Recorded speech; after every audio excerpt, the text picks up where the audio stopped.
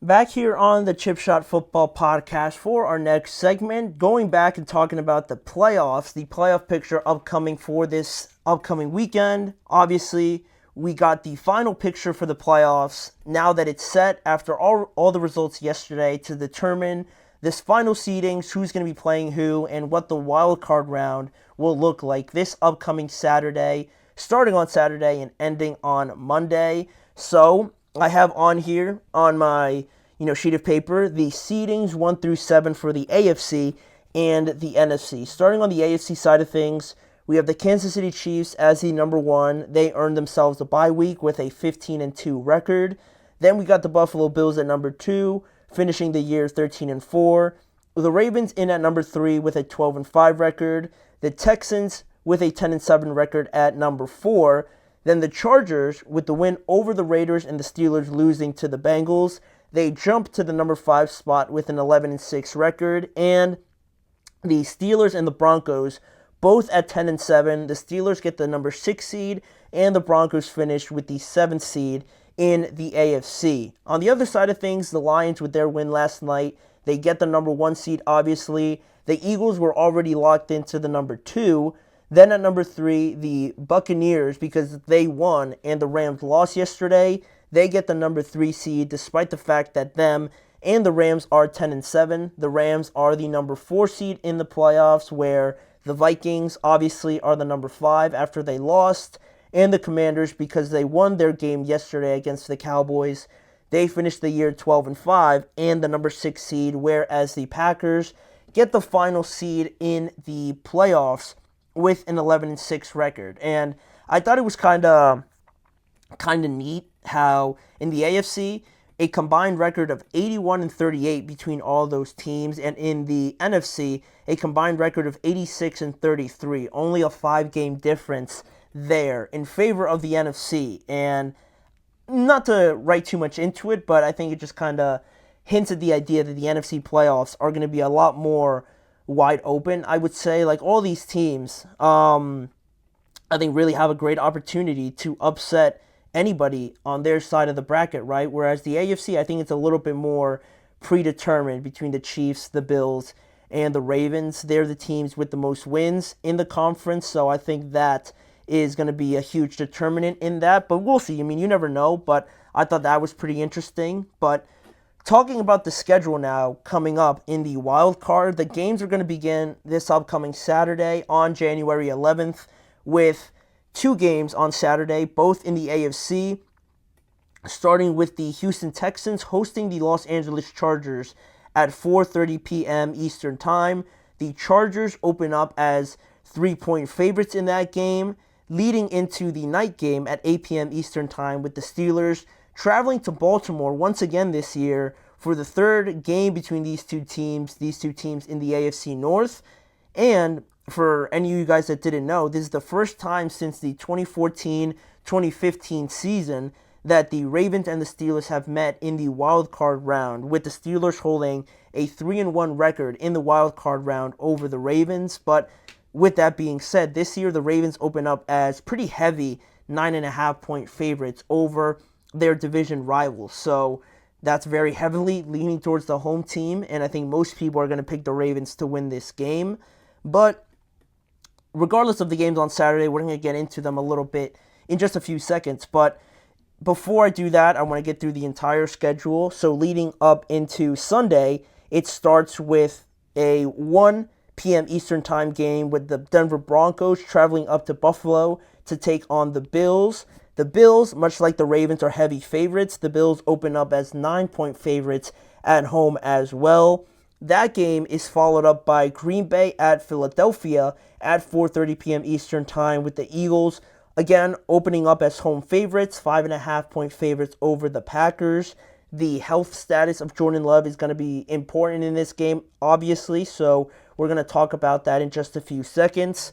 Then the Sunday slate concludes with Sunday Night Football as usual, with a rematch of a Week 1 game that we saw this year, with the Commanders taking on the Tampa Bay Buccaneers once again at 8 p.m. Eastern Time, and the Buccaneers open as 3.5-point favorites in this game. The Commanders and the Buccaneers, obviously, if you guys remember, played in week 1. We got a decent look at Jaden Daniels a little bit, but obviously from, September to all the way until now, both of these teams have gone through a lot, individually, some of their players and things like that. So I think it's really interesting and fascinating how they're going to be playing again as well. But the entire wild card round concludes on Monday at 8 p.m. Eastern Time in another rematch game as we see Minnesota travel to the Rams again to try and avenge their second loss of the season from Week 7 when they also traveled to Los Angeles and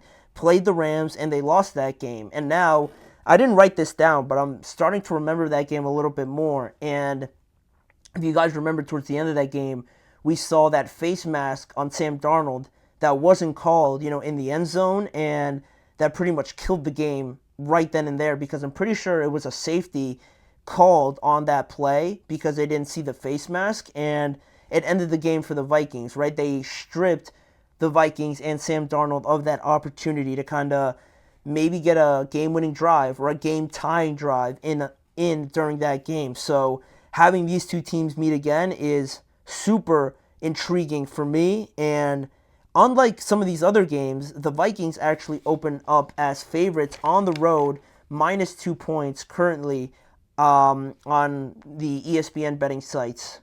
So those are all the games in the wild card round, right? And just some quick notes on all of those games that we kind of ran through there, just in terms of scheduling. The first thing that I noticed was there's going to be 4 rematches in these games, with the Steelers taking on the Ravens again. I mentioned the Bucs and the Commanders, the Rams and the Minnesota Vikings, and the Eagles and the Green Bay Packers as well. So I think that's great.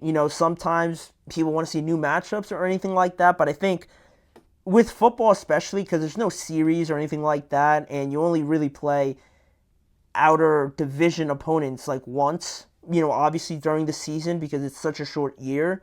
It's more intriguing, I think, when you see somebody once again, and I think that's what intrigues you so much about the divisional games like Steelers, Ravens, Eagles, like Cowboys and things like that, right? That's what makes it more interesting when you have the opportunity to really show your dominance over one team, or if you're on the losing end the first time around, you have the opportunity to kind of get your revenge. So I think having rematches in the playoffs is awesome. How either team changes and what kind of things they do differently is always such an interesting chess match for me. So I'm really looking forward to those games specifically. But going back to the Chargers game against the Houston Texans, that's one of them that's going to kick off things on Saturday. The Chargers open up as road favorites, and I think they should be favored, honestly, by a little bit more. I think, they were favored by, why can't I see it? Oh, I see. They open up as 3-point favorites, and I think that might be a little bit too low. I might have had them as like 6 or 5-point favorites to me because, the Chargers are one of the hottest teams going into these playoffs, and the Texans, I know they won yesterday, but they really haven't been, compared to some of these other teams, like the Broncos, like the Eagles, like the Vikings, and even the Commanders and things like that, they're on a little bit more of a roll, right? They've kind of piled up some really impressive games over the course of the last couple weeks, whereas the Texans really haven't shown that. They've kind of been there, haven't been there. They've showed you the talent that they could have, but the majority of the season I feel like has been just kind of it's been all right. Like they won the division. The AFC South wasn't really that great, whereas the Chargers, they're in a tougher division, obviously with how good the Broncos are now, and the Chiefs, obviously, there's not much to say there. For them to, play the Chiefs very close in both games, to sweep the Broncos, to play a lot of teams close with Jim Harbaugh, and this being his first year, and how he's turned that defense around, how Justin Herbert looks great, how they got a stud wide receiver in Ladd McConkey. I think I'm feeling more positive about them going into this game than the Texans that, they just beat the Titans, but they only just scored 2 points against the Baltimore Ravens. They only scored 10 points against the Chiefs, and it hasn't been so inspiring. So the Chargers, considering what I've seen from them, and the fact that they got themselves into the 5th spot in the playoffs. And, over the course of these last couple weeks, they've played some pretty inspiring football, beating the Raiders, give that what you will, destroying the Patriots as they probably should have, beating the Broncos. They got smacked by the Buccaneers. But regardless of that, I think they're just playing better. They have more of a positive aura going into this game, so I like them to get the victory there. Just as my initial feeling for these games, I'm not getting my hopes up for the Steelers game because I saw something today where, just quickly on the Steelers, how like they should want Baltimore. They know Baltimore very well. They should want to play Baltimore. Baltimore should not want to play the Steelers because they match them up so well. Like, they're arguably one of the worst teams, and I've seen a lot of rankings that have the Steelers as the worst team heading into the playoffs because they obviously lost their last 4 games, and going up against the Eagles, the Chiefs, and the Ravens again, those were the games where you could have proven yourself. But to head into the playoffs now, knowing that you haven't won a playoff game since, 2017 or something like that, to lose out the last 4 games, I don't know what you could tell me about this team that makes you think that they're just going to go into Baltimore and give them a hard time. From what you've seen from Baltimore especially, I'm not going to get my hopes up over this. Maybe the Ravens play a little bit closer against the Steelers, and you got to wait to see how Zay Flowers is, but I just think the Ravens, for them to lose this game would be catastrophic. So I can't see them doing that. So we're not going to get too much into that. The Ravens are heavy favorites for a reason. Then, moving into the next game, Jordan Love's health will be something to watch. He was being monitored during the game against the Chicago Bears. He came out, then he had a possibility of going back in. So obviously, having a health issue going into Philadelphia playing against that defense isn't ideal, especially when their defense can produce a lot of pressure like Minnesota did against the Packers just a couple weeks ago, and how uncomfortable that made the Packers for the majority of that game. So that'll be something to keep an eye on, just as a little, note here going into this segment. Also revealed today was that Christian Watson, unfortunately, tore his ACL, so they're not even going to have Christian Watson for this game, unfortunately. So that's something to keep an eye on in this game as well. Then, moving into the last couple games here, the Broncos, they're a great number 7 seed. I think realistically they could be higher based on how, if you compare them to the Steelers with the same record, a lot of people probably feel better about the Broncos than they do the Steelers. So that is something that I've seen a lot of people mention as the Broncos could be a potential upset watch over the Buffalo Bills, but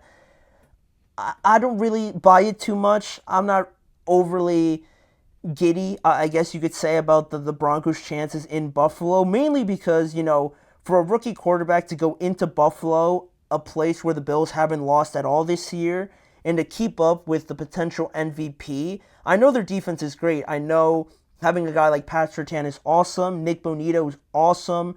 What I think their other pass rusher's name is something Cooper. I don't want to call him Bradley Cooper if that's not his name. But he's been awesome. Riley Moss has been great for them. So they got a lot of players on that defensive side of the ball. They lead the league in sacks with 62. And I think it's going to be a complicated matchup, but I'm not going to say that I expect it to be like an upset kind of watch game, because I think that's a tall task to ask for Bo Nix, regardless of how awesome he's been. Again, I just don't buy it yet. I think the Bills at home are a lot better, a lot more. They don't beat themselves at home, basically. So, I think, what was the favorite line? I think they're -9. I think that's about accurate. They could play them close, but in the end, I think the Bills will just pull away.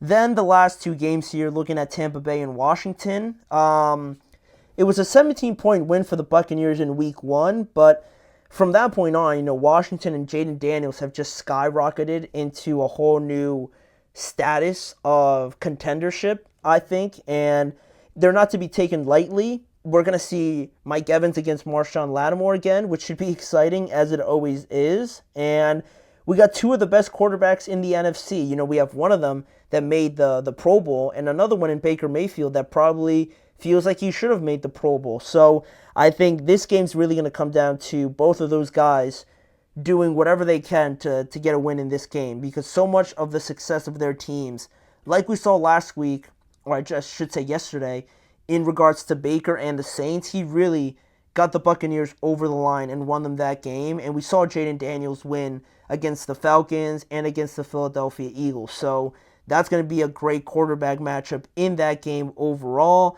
And then lastly, just a quick note on the Rams and Vikings game. The Rams offense looked like it was too much, like it overwhelmed the Vikings in their last meeting. So I want to see how the Vikings not only respond to that, but just respond to getting beat up by the Detroit Lions. Are they just going to tuck their tail between their legs and just get kicked out of the playoffs? Or is that defense going to step up? Is Stafford, going to step up and produce a better performance, especially going up against Matthew Stafford with all the playoff experience he has compared to Sam Darnold not really having any? That's a few things that I'm looking out for in these games. I'm obviously going to talk more about them as we go through the week, but that's what we have coming up this upcoming weekend in the first round of the playoffs. But a last segment here before we conclude today's show has to do with the playoffs and has to do with the Lions wide receiver Amon-Ra St. Brown making some pretty interesting comments last week about the seedings in the NFL and how he wants to see some of them change, maybe going forward in his mind. And I thought it was interesting, so we're going to end the show on it, and I'll let you guys know what he said after we return after this break.